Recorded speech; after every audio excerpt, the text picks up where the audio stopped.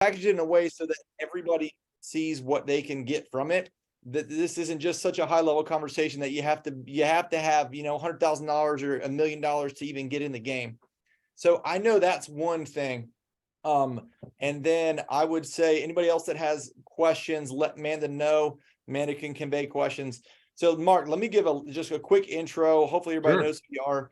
Marc King is he is the president of KW International, largest real estate company in the world by agent count, or North America by agent count, transaction volume, and sides.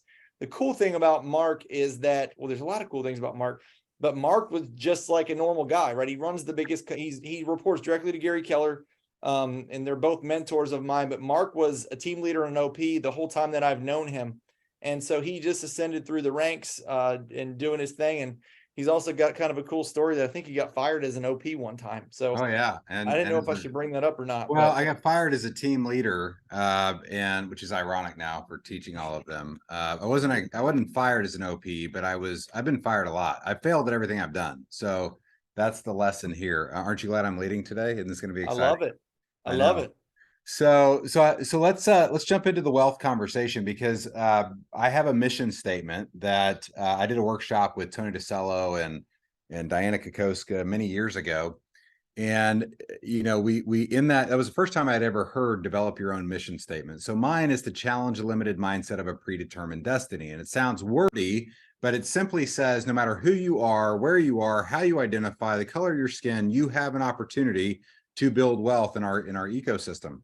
And so, yes, you have to believe that's true. And I'm going to challenge some of those limited mindsets that wherever you are, you're stuck there and you're not allowed to grow. Is not true. And I can give you all the data to back it up. I can tell you that there's not, the man is not out there trying to keep you down, but there is a external force constantly trying to keep you broke. And so we'll talk a little bit about that. When you think about wealth building, it's all relative, because no matter where you are, wealthy looks different to you financially.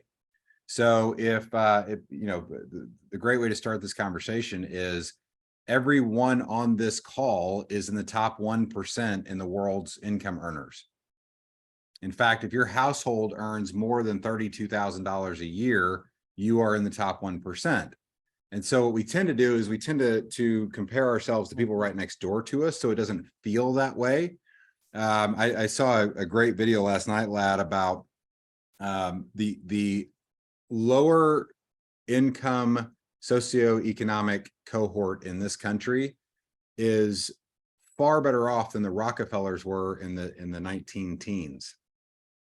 And they were using all these examples, from medicines for their dying children to indoor restrooms, to all kinds of things that we sometimes forget, that you're living in a time in history where you have more conveniences, more technology, more privileges than any of the 100 billion people who've ever lived on Earth. So it's a grandiose way to start this, but the way that I like to kind of check this economic thermostat, we all have an economic thermostat.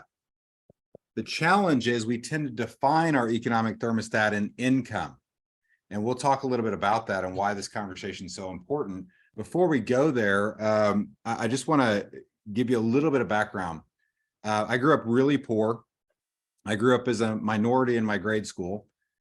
We lived in a car for 8th grade. That was fun. My favorite joke was that I didn't have a nightlight as a kid. I just kicked the back door open. Some of you will get that if you know what a 1977 Pontiac Le Mans looks like. But the point is that when you grow up that way, you're not taught about money. Money wasn't talked about in my household or my family. I didn't learn anything in school. So when I got into business, I kind of had to learn the hard way and then start studying it. So for 20 years now, 21 years, I've been teaching wealth building to real estate agents. And in 2019, we took that on to Facebook, and it became this 15,000 member community, whatever the case is. You're always welcome to join that if you want to have more conversations like this. But so if you grew up like I did, your economic thermostat may be much lower than others. Now, there's an inverse relationship I found, especially in this company. The poorer you grew up in this company, the wealthier you tend to be. And it's because this company opens so many doors and we have so many systems and models and we think abundantly and we talk about wealth and we do all those things, right? But let me just test your economic thermostat real quick right now. When we talk about building wealth, I want to use the term passive income. And I've searched long and hard for this kind of definition, and the general definition of net worth is your assets minus your liabilities, everything you own minus what you owe. And there's not a person among us who can't be a multimillionaire if we just pay attention to this conversation. It doesn't matter how much money you make. It matters how much of that money that you make that you keep and invest and you don't spend and you don't fall for all the traps, right? So economic thermostat, here we go. So and feel free to participate with me. If I was your wealth coach, is there anyone here who believes or doesn't believe that I could help you make $100 a year in passive income? The answer is usually no, right? So how about $1,000 a year? If I came and lived in your basement, I don't know if y'all have basements out there, but if I came and lived in your Not basement, many basements out here on the coast. okay. So I lived in a spare bedroom, and every day I was on you about, we got to build our passive income, We're going to talk about profit share, we're real estate investing, we're growth stock mutual funds and pay dividends. We're like, how many of you think I couldn't help you get to $1,000 a year, or 10,000 a year, or 100,000 a year? I just lost some of you. Or 1 million a year. I lost most of you. Or 10 million a year. I may have lost all of you. Now, the reason I bring that up is I know people who make 10 million a year in passive income in this company. Now, if they can do it, you too can do it. The question is, are you taking the same activity? Are you doing the same activities they're doing? Are you taking the same steps they're taking? And so as we think about this, when I define what it is to be wealthy, for me, it's having enough passive income to do what I want, when I want, with whom I want, and give as much as I want. And that's how I think about that. So when I developed my own kind of wealth journey, for me, it wasn't about net worth, because I've gotten to a place in my life where I don't borrow money. I don't want to borrow money. I got myself in trouble during the last downturn. I was the #1 agent in my board, by the way, and sold my business to pay off bad debt that I had taken on during the last crash. So I'm debt averse. However, and you might say, well, you make a lot of money now, it's easy to be that way. No, I was this way all the time. Like my passive income is more than my active income today. And I did all of that before any of these high paying jobs, right? And I want you to feel that way as well. So I'm going to give you Robert Kiyosaki's cash flow quadrant to kind of kick this conversation off. And what you realize is you can only earn money one of 4 ways legally, is my favorite joke. So you can be an employee of somebody. You can be self-employed, which most real estate agents are. You can be a business owner, or you can be an investor. Those are the 4 ways you can make money. And I like to break this down into left side and right side. Why? Because 95% of America is on the left side of the cash flow quadrant. They either work for somebody, or like many real estate agents, we're self-employed. And the way you test that is, if you went on a vacation to Italy for a year, would your business be stronger when you came back than it was when you left? If the answer is no, you're self-employed. Okay. So the challenge is, this 95% of us earns 5% of the money. It's not about the rich getting richer or the poor getting poorer. It's about how you earn your income. And there's our entire system. If you want to study the 72,000 pages of tax code, please don't. What you'll learn is there is a huge advantage to being on the right side of the cash flow quadrant when it comes to paying taxes. Taxes are the #1 bill you're going to pay in your life. And so conversely, 5% of us live on the right side and we make 95% of the money. I knew it. Rich get richer. No, people who invest, people who own businesses that they could go to Italy for a year, come back and they're stronger. That's the group of us who earns the most amount of money. Now, I have been in all 4 cash flow quadrants for most of my career. So I'm an employee right now, Gary Keller. I get a paycheck. I get a bonus if we do well, all those things. So I'm an employee. I'm self-employed. I have a couple of businesses. One is a coaching business that I run through Maps. But if I don't work in it, it doesn't produce any income. I own a couple of market centers and regions and that sort of thing. So I own some businesses, some ancillary businesses, and I invest in all types of things. So I'm in all 4 cash flow quadrants, not by design, by the way, but because A, I love what I do and I get to whistle to work every day and have a lot of fun doing it, but B, because I've invested money over time. So my first question for you is, which quadrant are you in? Which quadrant do you see yourself in, or which quadrants? Hopefully you're in more than one. Now, once you understand that, here's the misunderstanding of why the rich get richer and the poor get poorer in this country. The misunderstanding is that there's somehow some class of people or some group of people, and by the way, I'm not going to argue that there's not a group of people that haven't had advantages over time, but the tax code doesn't know that. Here's what happens. The misunderstanding is that, you've heard this about everyone from Elon Musk to Jeff Bezos to Donald Trump to who was the Republican candidate for the president a few years ago that got in trouble because he said 52% of Americans don't pay taxes. The Bain Capital guy. I can't remember his name. Anyway, he was very memorable to me. But anyway, so what you hear is Warren Buffett pays less taxes than his receptionist. Have you ever heard that? Well, the reality is it's not true, but the reality is he pays a lower percentage because the money he's paying taxes on is based on money that he had already earned, paid income taxes on, and then invested. So on the right side of the cash flow quadrant, you are in double taxation mode. And once you understand that, you understand why there's a benefit to moving to the right side. So if I earn money and I'm in the 40% tax bracket and $40 out of 100 goes to taxes, and I take my 60 that's left over and I invest it, if it makes money, so I'm taking the risk with it. If it makes money, now I got to pay taxes again. This time I get to pay capital gains tax at 20%. So whatever I make with the dollars that I've already paid taxes on is taxed at a lower amount. That's the tax code. But the point of this is understanding that requires us to, over the course of our life, you're going to have to get to the right side. Another way to look at this is active income versus passive income. And I don't know about y'all, my marker's not working. I don't know about y'all, but I heard the term passive income for the first time because of this company. And so it's another example of how this company's changed my life. But I want as much passive income as I can get in order to cover all the bills so that I can do what I want, when I want, with whom I want, and give as much as I want, right? So moving to the right side of the cash flow quadrant is all about getting passive.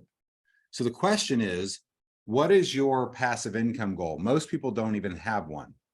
And I'm going to give you some rules of thumb to think about. And I'd love to just build a wealth plan in our short time together and talk about, there's kind of 6 different things that I focus on to build wealth. And it's something we can all relate to. It's something we can all do if you choose to do it. The challenge is many of us will leave this conversation and do nothing with it. And that's okay. Once you know, you can't unknow. So you're making a choice not to focus on your wealth if you choose not to. But number 1 is, what is your goal? And for goal, it's a passive income goal. And a great first place to start, like when I started on my journey, I didn't really value profit share at all when I joined this company, and 23 years ago. And I thought, I'll go make my money selling houses. And then I bought a market center. And I said, well, profit share is great, but I'll make money owning the business. And so everyone I recruited, I would put in other people's profit share tree to kind of keep people happy, et cetera, until a couple of the people that I built their profit share started making real money at it. And I went, oh, maybe I should have paid attention to that. So I set out to have a profit share goal of $5,000 a month because that was my monthly income or my monthly bills. And so it took me a while, but I got there. And the challenge is it's as far as I ever got, because I set the goal there. So setting goals, writing them down, sharing them, all of those things are super important. But I want you to just think of a passive income goal. When I started with profit share, my very first goal was to cover my cell phone bill. I still had one of those car cell phones that plugged into the cigarette lighter. And I think it was The 60. bag. It wasn't a bag phone. I actually had the little holder. It was hip. Nice. But I think it was $60 a month. And so I thought, if I can just get my passive income, my profit share at the time, to cover my cell phone bill, I'll be amazing. A couple months later, I'm there. Then I was like, wait, I could cover my car payment, which is a terrible decision. And then I got there. And then it was, how do I cover my mortgage payment? And then I got there, right? And so as you build up these goals, the goalposts will likely move, and that's okay, because your net worth will grow to the extent of your self-worth.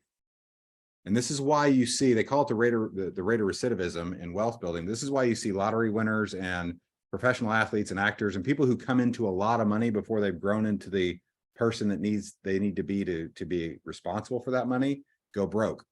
So as you go along through life, it's a journey, right? So what is your passive income goal?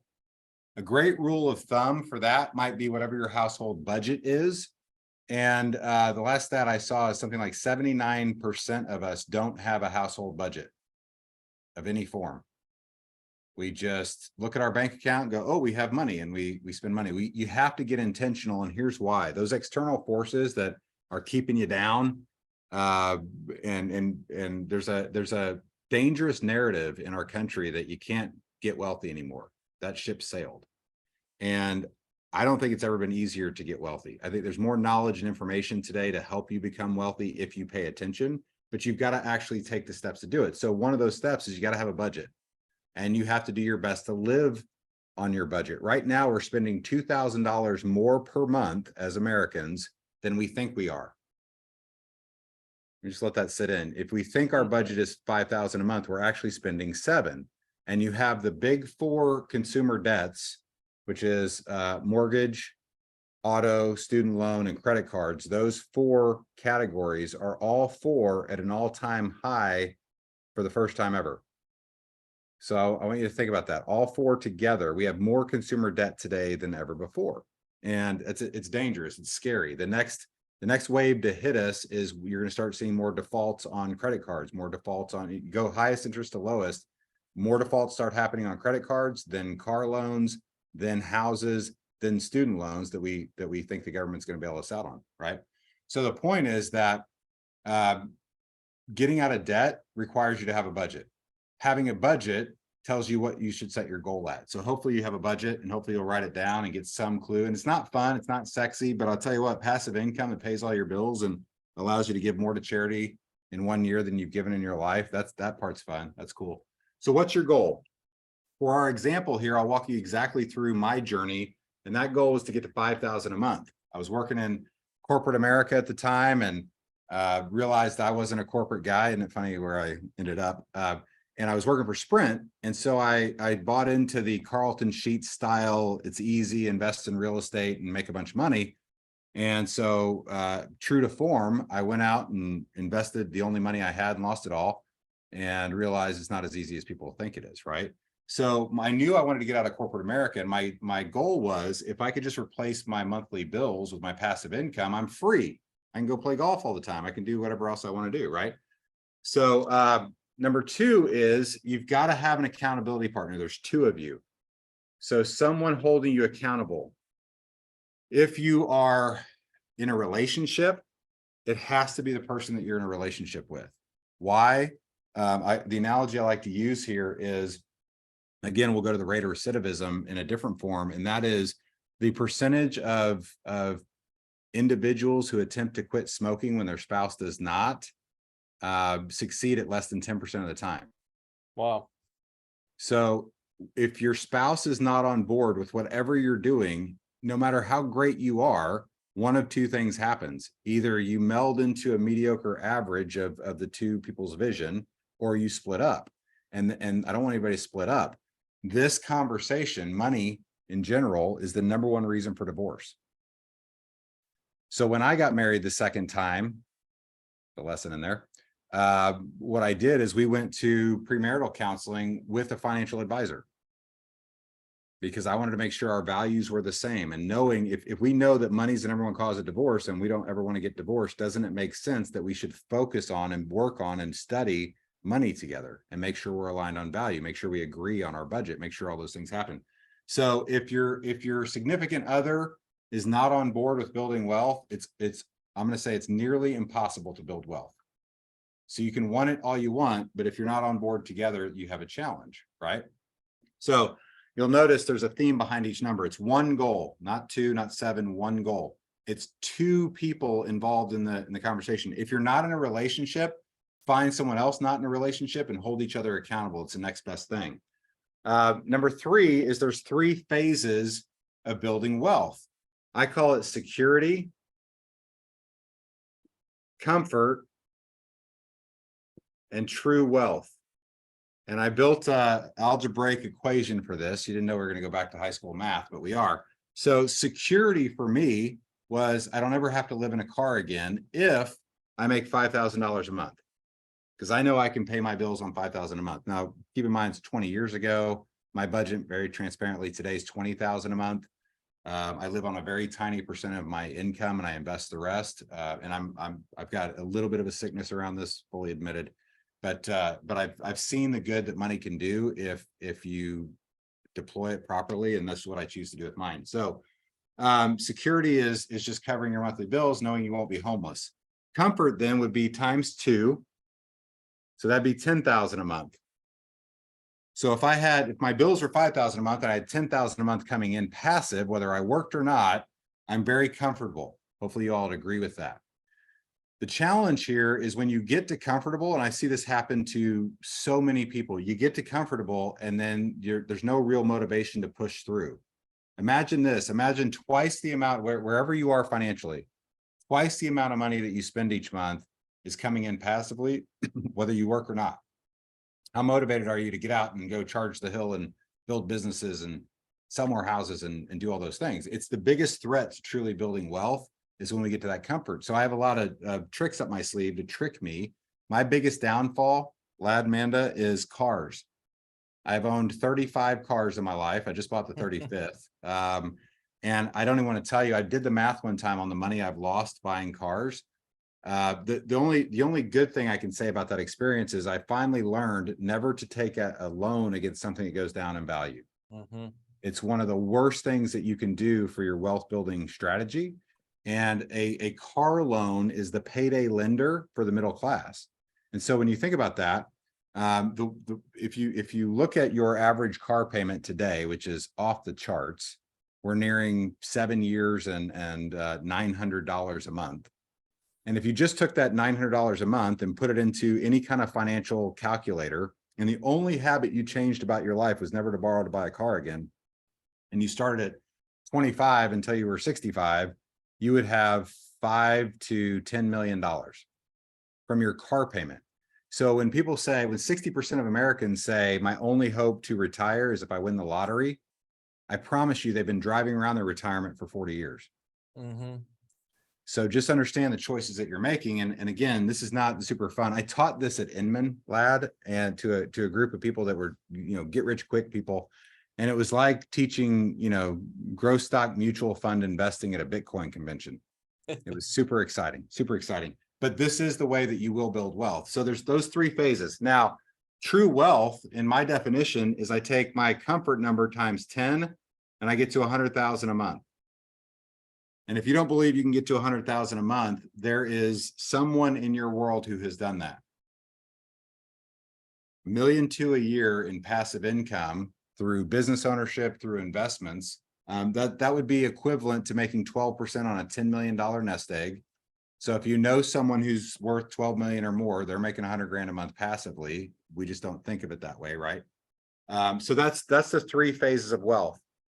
And by the way, put any questions you have in chat. Happy to answer anything for you. 4 is, what's it all for? What is your purpose? What's your why? Why do you want to do this? Because if you don't have a purpose for doing this, if your big why, most of us start out our big why is our families, and it should be. And after my immediate family, that extends to my parents and my grandparents and aunts and uncles and whoever else I can help in my family. But my purpose has grown over time. Started out, how do I cover my own bills so I don't live in a car?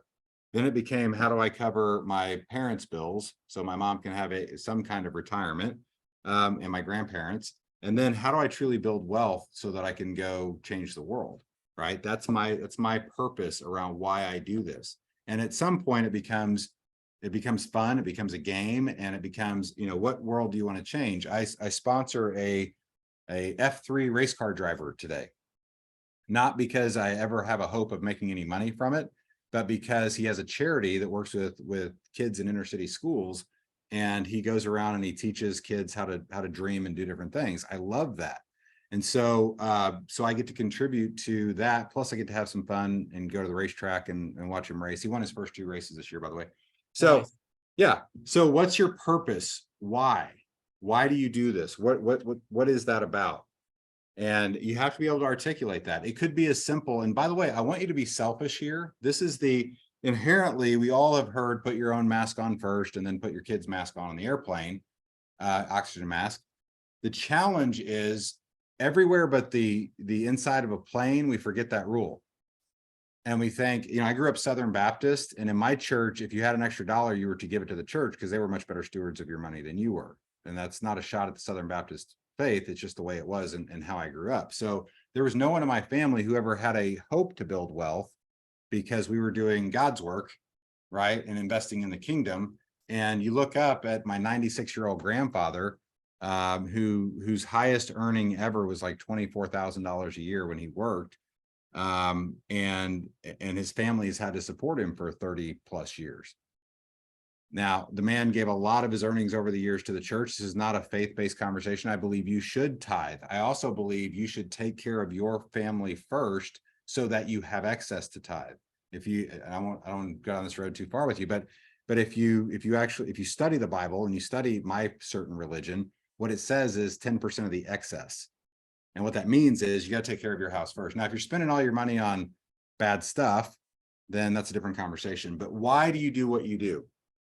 What's important about going on this journey? Because there will be days you don't want to do this anymore. You'll have hiccups, you'll have ups, you'll have downs. You got to have a big enough why to pull you through those. 5 is you need 5 people in your board of directors. 5 people in your board of directors. And this can be, I have 2 sets of board of directors. I have one that's completely virtual and one that's physical. And so I have a board of directors. I have 5 different people that influence the way I think about wealth building. And those 5 change over time. And I've never met any of them. For a while, Abraham Lincoln was on my virtual board of directors. He's been gone quite a while. Napoleon Hill was on my board of directors. I've had Robert Kiyosaki, Dave Ramsey, David Bach, Morgan Housel's currently on my board. None of these people know they're on my board of directors, but I can consume their books, their podcasts, their content, and I can have them influence how I think about building wealth. So here's the thing, who's influencing you on how you build wealth? The reason number 2 is so important is the person, this is a proximity principle, the person closest to you will influence how you think about wealth. The same is true, by the way, if you have, I had to make a conscious decision in my mid-20s when males are the most dangerous with money because we know everything. And I was playing softball a couple times a week and baseball in addition to that and golf and all kinds of fun stuff with all my buddies. And I noticed that I was drinking a lot of beer and too much information, but my family tends to suffer from gastrointestinal things over time. And so I can't handle a lot of beer. And so I just felt awful. And I noticed who you hang out with, like what our moms taught us as kids, who you hang out with will affect how you behave. And so I found myself drinking a lot of beer. After a softball game, I might have 5 or 6 beers, which is a terrible thing over a couple hours.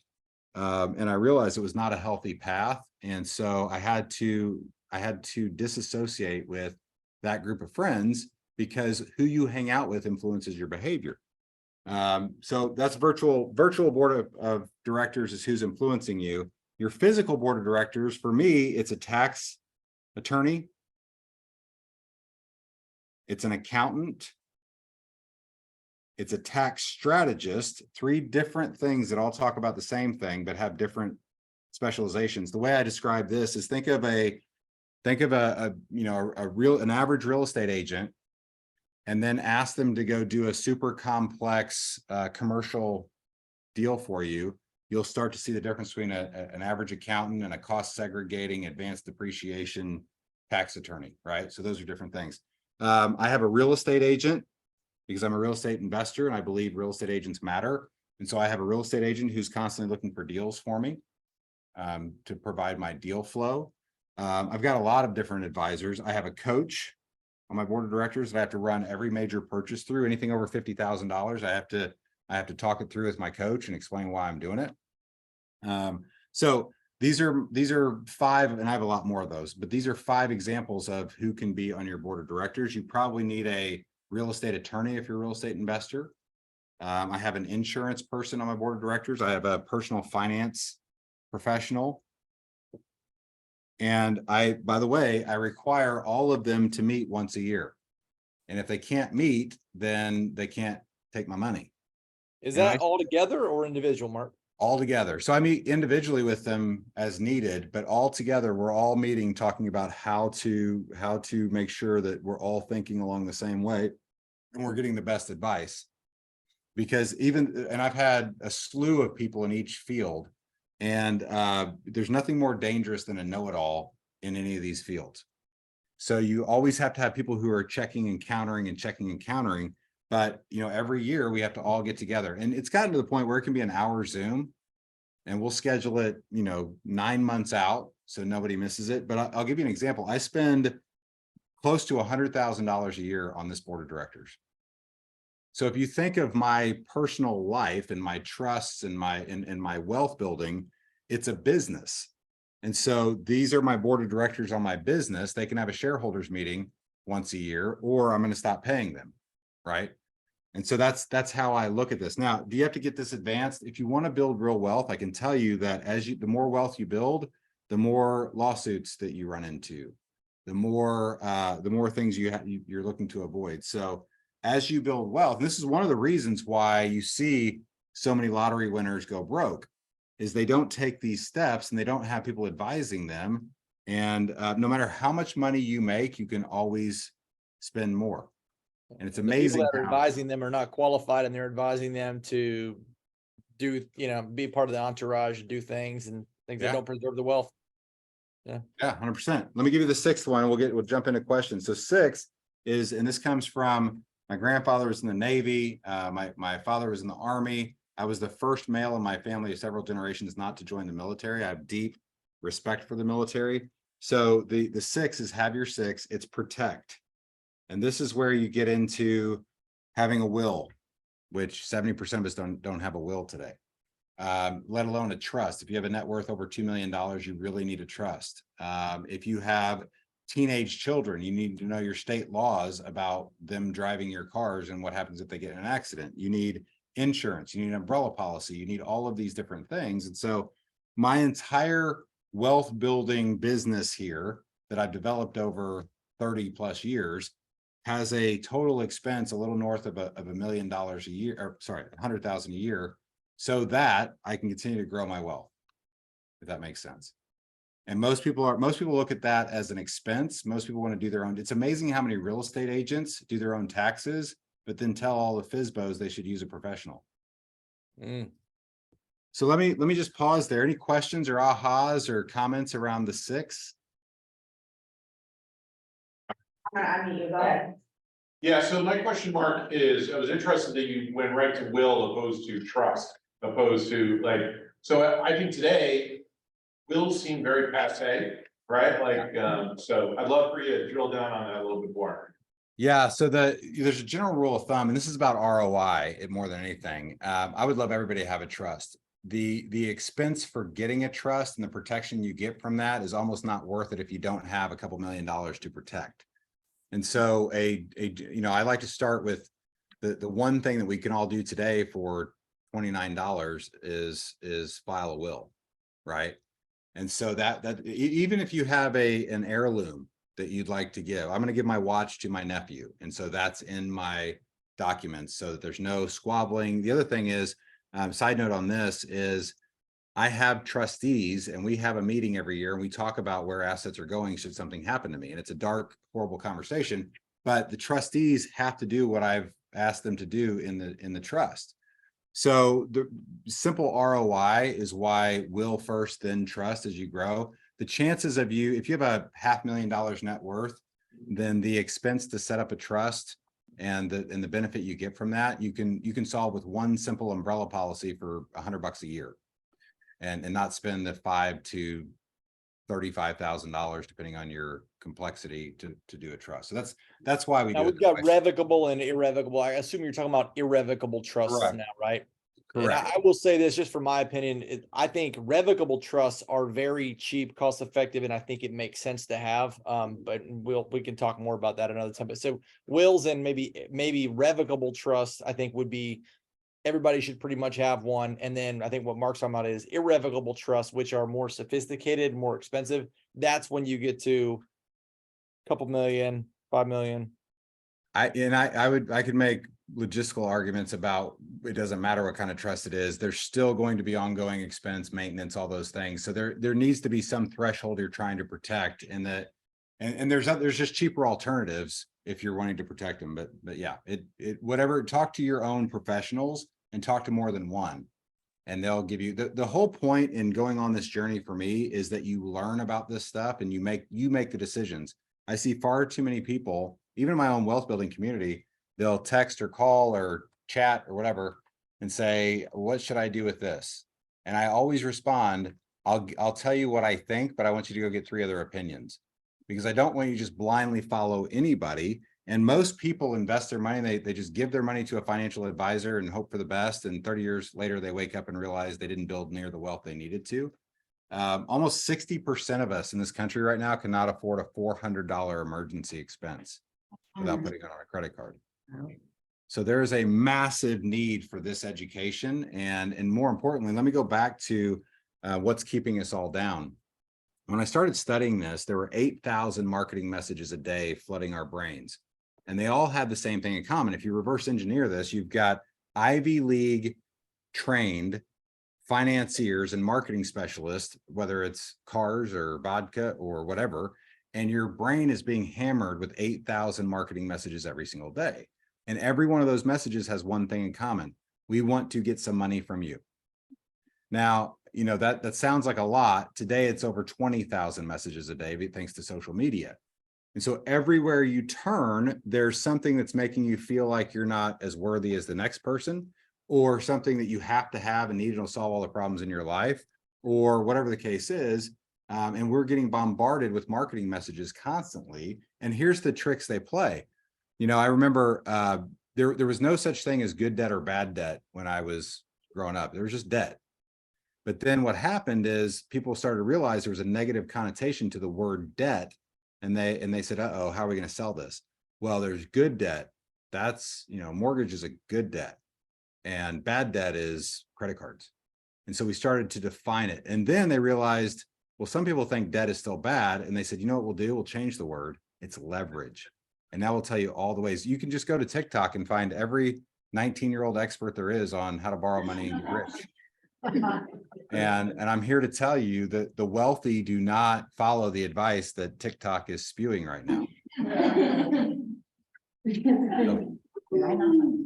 Other questions? Great question. Other questions? I have a question, Mark. So how would you recommend going about finding professionals? I've been personally very frustrated because I take ownership over my finances and educate myself and attend things like this. And we've both been building seminar a couple of weeks ago and whatnot. And then I'll come back and mention that to people that are supposed to be professionals in those fields. And they're like, oh, you're not ready for this yet. You're not ready for that yet. But yeah. I want to plan now for when I do reach that goal. And I've just been very, very frustrated. So how do you find people that will take you seriously and say, okay, this is what you want to do. Let me give you this advice and really be invested. Yeah. And of course you can interview them. And these are not horrible people I've been working with, but I'm curious if anybody has some really good people that we could share to provide those second opinions and, interview those people. Yeah, referral is the best way, but I'll tell you, there is a trap out there, and all you have to do is call into some investment firm and say, I'd like to talk to somebody about my investments. And they'll say, great, what's your net worth? And you'll give them a number. And based on the number you give them, they'll send you out somebody. I remember in my mid-20s, I had these big grandiose plans, and I wanted to go get these professionals. And I knew the benefit of coaching and consulting. And I went through the exact same thing you're going through. And I'll never forget, they sent out the sales guy. He drove up in like a 1988 Caprice Classic missing a hubcap and parked outside my office. And my first question is, what's your net worth? And he wouldn't answer me. And I said, okay, so you're probably not the right person. So you will find that trap. Let me tell you how I backdoored my way into having great professionals, and you trade them out over time. But the way that I backed my way into this is by figuring out what was most important to them. So I'd pick all your categories. I would find the best independent insurance agent in your marketplace, get a referral, collaborate together, interview several. You could do it in a group setting. and then just listen to what they try and sell you. And for me, I have some golden rules I've developed over time. And this is for me. It doesn't have to be for you. I still have not seen a whole life product that makes sense mathematically. But it's the one thing that bad insurance agents sell because they get a massive commission on it. So when you think about what you're buying in insurance, the money only goes a couple of places. It either goes to the insurance company, the insurance agent, or the consumer. And so as you buy insurance, if you're being pushed all kinds of disability and whole life and all of those things, those are all policies that pay a massive portion of the premium to the agent as commission. Think of it this way: reverse mortgages. Again, I'm picking on everybody today, but on a reverse mortgage, as a lender, you might make 10 times what you make on a traditional mortgage. So the question is, if the person selling it makes more of the money, then one of two things has to give: the insurance company or the consumer. And I promise it's not the insurance company. So these are just little tells that you learn, and they'll argue till they're blue in the face that this is the best product for you and you can get rich and you can leverage and you can borrow tax-free and you can do all those things. But for me, that's an insurance thing. Financial planner, I want to know what their net worth is, how they use their money. I want to know if they're a teacher or if they're a teller. I don't need more tellers in my life. I need teachers. I need to tell. So I'll just tell you my own personal experience. I had probably 9 or 10 financial advisors throughout my life. And maybe 8 years ago, I met this 23-year-old whippersnapper, and she was brand new to the business, and she barely would speak to me at a function. It was a real estate function. And I said, "Oh, what do you do?" And she said, "Oh, I'm a personal financial advisor." And I'm like, "Oh, great. What?" And we just started a conversation. And she kind of did the thing where she said, "Could I ever work with someone like you?" And I said, "Here's the thing. If you'll do what I tell you to do and do all the research and teach me as we go, I'll hire you today." And she said, "Done." She's been my financial advisor ever since. She's never once said, "Mark, you're doing this wrong. You should do it this way." She has said, "Here's your options and here's the pros and cons of each of them." And so I've trained her now to be my financial advisor, but I make the decisions. I determine where my money goes, what we're invested in. And then she does the research on the back end to show me all the options and the A's and B's, and then we track over time. And I'll tell you, my investments are well north of 13% when the market's not been. And so but here's what I would tell you. So you can find great advisors at every level, but the one thing I would do, the way that I kind of backdoored my way into my initial board of directors, was I was lead generating for real estate sales. And I was told, by the way, if one of your strategies is to work with divorce attorneys, make sure you tell your wife that if a divorce attorney calls at home, you're lead generating, because that one will bite you in the backside. So anyway, but whatever it is you want to, how can I help you? So, hey, how many agents are in your office? Just throw out a number. 450. 450. So I would get together with Lad or Amanda or somebody, and I would just start calling, and I'd call every tax attorney in your area and say, "Hey, I'd like to set up an interview to see if we could do some work together. Oh, by the way, I work in an office of 450 real estate agents, and we'd love to have you come in and teach a class on taxes." That sounds exciting. But you show them value of why being in business with you is a good thing. Most people you can just pay. Most accountants, by the way, here's what I found. I'm firing my accountant right now. I'm always moving people in and out of this. I pay my accountant $30,000 a year, and I'm having to teach him about accelerated depreciation right now. And so I'm making a change with my accountant. So no matter how good you get at this, you're always going to be making changes, because here's the thing. What you want advisors who are ahead of you. And I think of it this way. I think we're all climbing a mountain. We're all driving up a mountain in our wealth journey. And a great financial advisor has already been around the curves that you're about to take on. And they know how to help you, and they know how to teach you and what to look out for. So you're always looking for somebody who's ahead of you in terms of your own wealth building strategy, but just show them some value. And there's very few people who won't meet with you. And then just piece it together as you go. And the more wealth you build, the more people are attracted to you. Now today, instead of me having to go out and find people, I get hammered by people wanting to work with me. Sounds great. It also gives me pricing power, and I can pay less for the same services. Does your whippersnapper have availability to meet with new people? Sure. I can refer you all day long. Her name's Kristen Feldman. She's with a company called Trilogy. She is now in Dallas, Texas. We joke that, she was in St. Louis where I lived, and we joke that as soon as I moved to Austin, she moved to Texas too, because I'm her biggest client. So I'm absolutely, and I always make sure that I tell people, you should interview more than one person. And right. And so you should be involved with a lot of different people. But if you do this right, your board of directors also becomes your number one referral source for selling houses. So just think of this as building your own internal agent-based vendor program, right? You need someone. How many people make money off of your transaction? 23 on average, which could include plumbers, painters, handy people, lenders, title, inspection, insurance, whatever it is. There's 23 different professions that will make $1 from every transaction that you do on average. So those 23 people who are making money from the work you do would be more than happy, should be more than happy to help you do more business, if that makes sense. Thank you. Yeah. Any other questions? I'll jump in, Mark. Just a kind of an aha when you went over the 3 phases of wealth, and I'm at a different level myself right now, but I think having the goals in there and kind of looking at how you went about going from security to comfort and then the jump to wealth, because there's definitely you get in a certain zone and you start, the gas pedal kind of gets, start letting off the gas pedal. And I kind of like that, keep the goals being changed and then put it out there, because ultimately it does end up to be a game. It's a board game in essence. It's funny. It's Monopoly. It's life. It's cash flow. What is it called? Cash Flow from Robert Kiyosaki. If you haven't played that game, it's a really Played good game. Okay. Great board game. So here's the challenge we're all fighting. And this is, we all think that we're going to be the exception.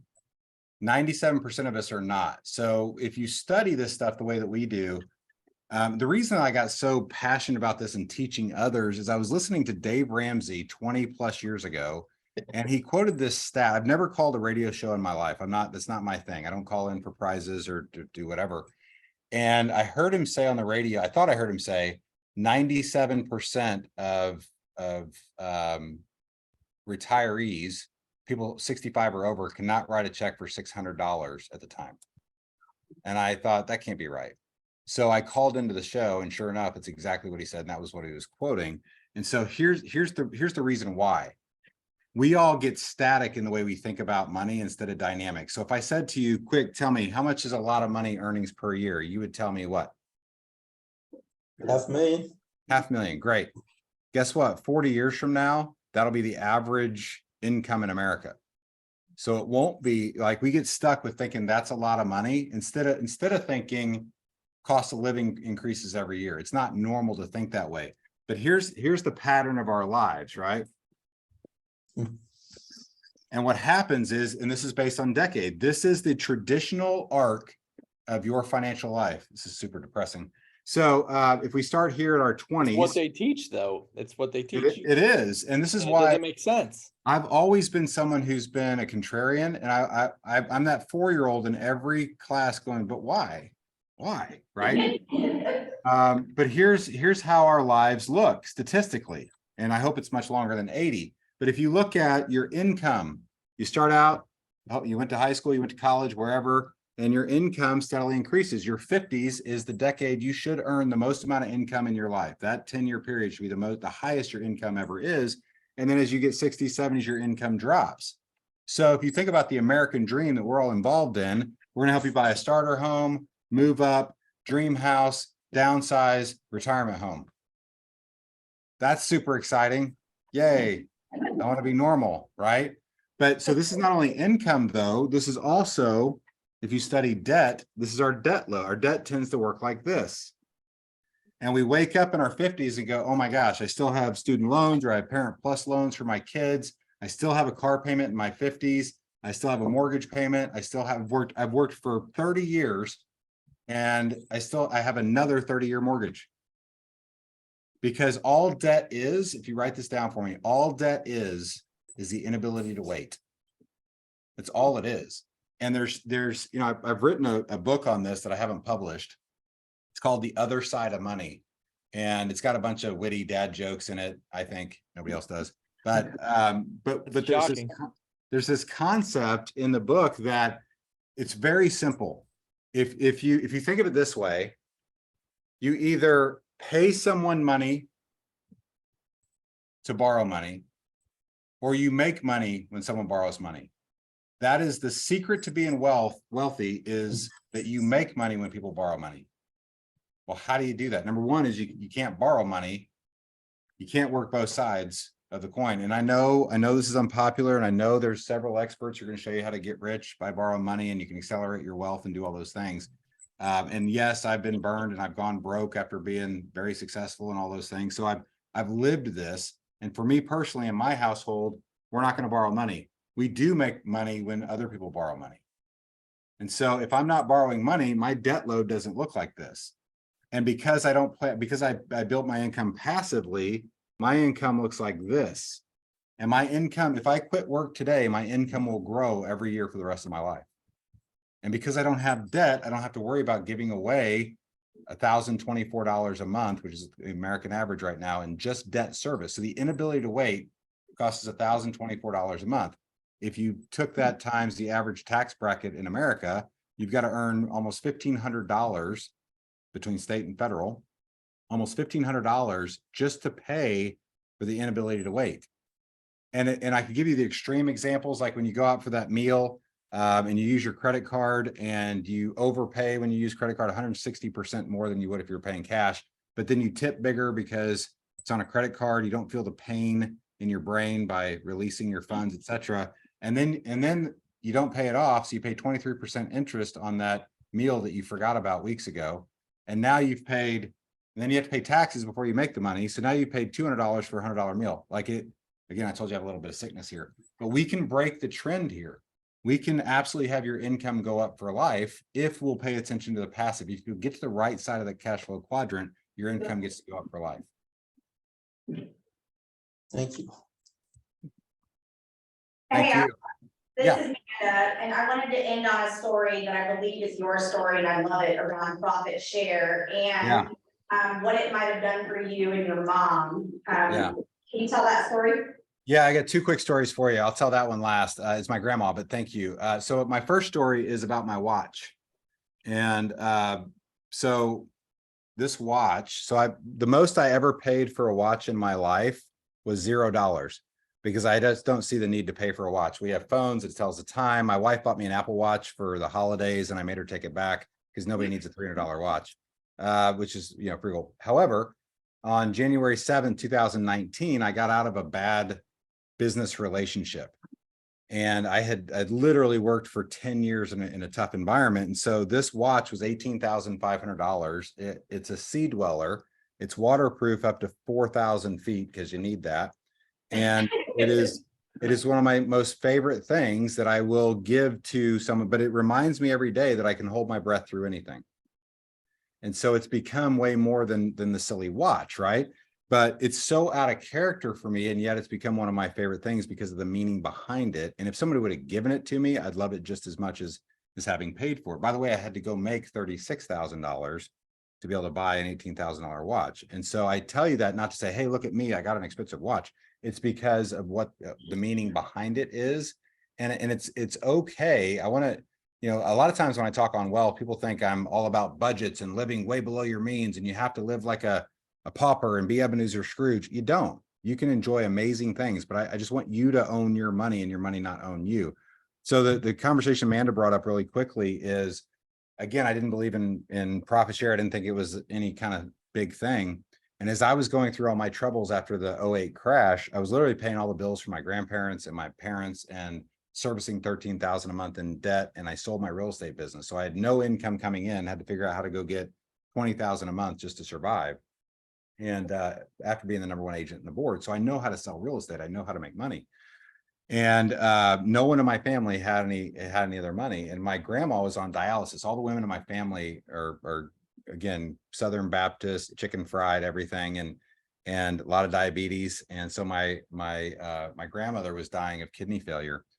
And so we had her on dialysis, and the bill was about $400 a month. And and again, being a faith-based person, I prayed and prayed and prayed, overextended myself, borrowed, sold plasma, did whatever I had to do to pay that $400. And at my lowest point, I realized I had to sit down with my grandmother and say, I don't have the money. I'm so sorry. We're gonna have to pull you off of dialysis. And no one in my family would help. And so that month, my profit share was like $408. And so from that month on, I have been super passionate about profit share, about building wealth, about making sure no person in my family or no friend is ever in that situation again. And I don't know about you, but for me, that was a God thing. It was a God wink, if you will. And it's the reason that I think profit share is so valuable, so important today. Thank you for sharing that. Yes, well, thank you so much for everything. I appreciate you guys having me on. Please have me back. I usually get invited back or never invited again. So one of those two things. We will have you back. You let us know when it works and we will do that. We'd love to have you again. Really appreciate your time, and anything we can do to help you, let us know. We're going to continue the wealth conversation and we'll definitely have you back. Go grow your wealth. I love it. I appreciate y'all. Have a great day. See you. Bye. Thank you, Mark. Thank you.